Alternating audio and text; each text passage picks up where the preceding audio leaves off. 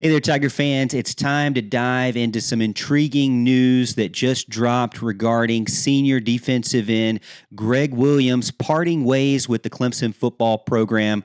Before we get into the video, make sure you like this video and subscribe to the YouTube channel so you can stay up to date on all of my exclusive Clemson content I put out every single week. Now, this is quite the shocker for most diehard Clemson fans out there because Greg Williams appeared to be one of those guys in line in 2023 to get more playing time, given the situation at defensive end, considering that guys after him are very young and don't have a lot of snaps. You see, Greg Williams, along with Justin Maskell and XT, Xavier Thomas, were the only experienced veterans really at the defensive end position for Clemson. However, when you look at Maskell and Thomas, they've been getting more than their fair share of snaps compared to Greg Williams. But in 2023, I think a lot of people felt like, hey, this might be the opportunity for him to get more snaps. But here's the deal. Williams has had limited playing time in his career already, even though he is a senior or a veteran or a guy that's been on the team for quite some time. He has 168 snaps across 18 games. In total, he has 18 tackles, 1 sack, and 1 pass breakup. And last season, he participated in only 4 games, playing 31 total snaps. Now, let me put that into perspective for you. When you consider the type of typical snap counts for an entire season, I'm looking at it, it's about 3%. So Williams had about 3% of the snaps last season. Yeah. Not a whole lot, right? So let's shift focus from Greg Williams, since he is now leaving the team, to the 2023 season. Clemson now has 2 graduate players in Justin Maskell and Xavier Thomas, who I think everyone believes will be the starters at defensive end. Now, without Greg Williams, the next most tenured guys in line are Cade Denhoff and Zaire Patterson. But now let me tell you something.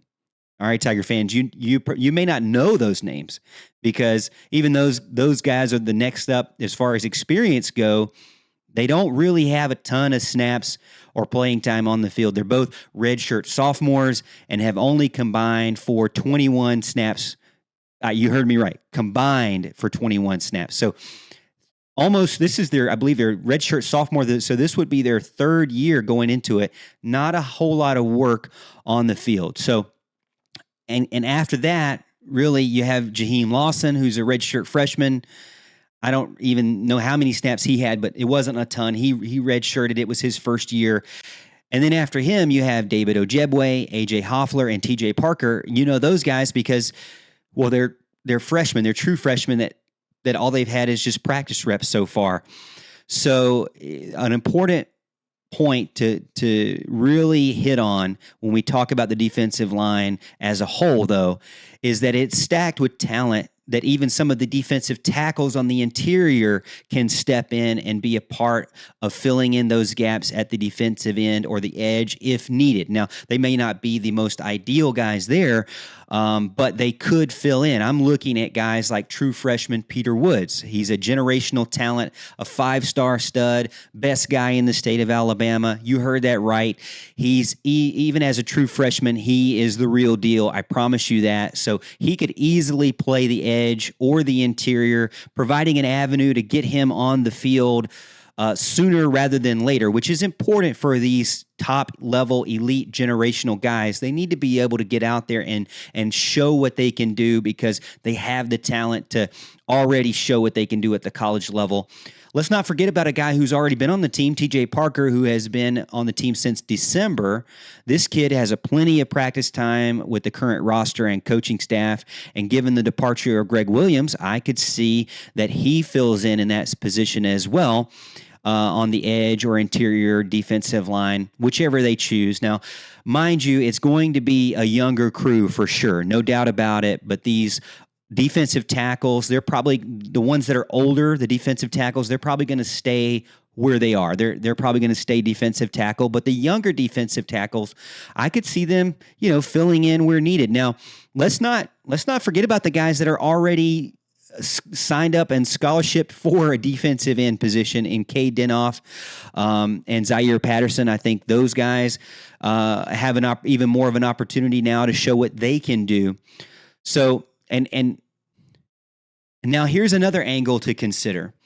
The situation actually benefits Clemson due to the roster situation in 2023. Frankly, they need to have some attrition if they were going to accommodate walk-ons or even allow for the team to just be at 85 scholarships. Back in January, Clemson had 88 scholarship players on the roster, including 3 walk-ons.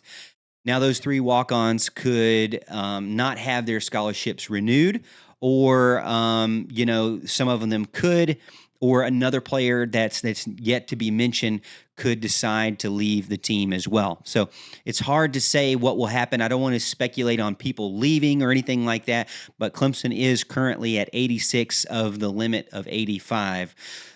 So something must happen before the football season begins. Let me know what you think in the comments. How do you feel about Greg Williams leaving the team? How do you feel about the current roster situation and what Dabo Swinney has to do with managing that 85 limit? I'd love to get your comments, thoughts, concerns, emotional outbursts. And as always, Tiger fans, don't forget to like this video if you like the video and subscribe to the YouTube channel so you can stay up to date on all of my exclusive Clemson content I put out every single week.